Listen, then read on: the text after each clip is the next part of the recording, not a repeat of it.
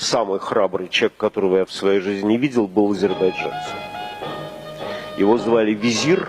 Hərbi xidmətini başa vurduqdan sonra 1984-cü ildə Vəzir Orucov Rusiyanın Arxangelsk vilayətinin Belkova şəhərinə işləməyə gedir. Elə həmin şəhərdə də ailə qurur və bir oğlu dünyaya gəlir. Ailəsi ilə birgə 10 ilə yaxın Rusiyada yaşayır. Burada gənc ailəsi ilə birgə yaşamasına baxmayaraq Qarabağ müharibəsinə qatılmaq üçün Azərbaycana qayıdır. Döyüşə başladığı ilk gün 4 erməni hərbiçisini öldürür. Birini isə əsir götürür. Qarabağda göstərdiyi şücaətlərə görə bir müddət sonra kəşfiyyat qrupu ona həvalə olunur. Erməni hərbi birləşmələrinə qarşı bir çox əməliyyatlarda iştirak edir və düşmənin çox sayda canlı qüvvəsini məhv edir. 1992-ci ilin avqust ayında Orucov Sərsəng su anbarında kəşfiyyatda olur. Onun ətrafında 30 nəfər PK pulemyotu ilə silahlanmış kəşfiyyatçı var idi. 22 mart 1993-cü ildə Ağdərənin Qlobus yüksəkliyi uğrunda gedən ağır döyüşdə qəhrəmancasına şəhid olur.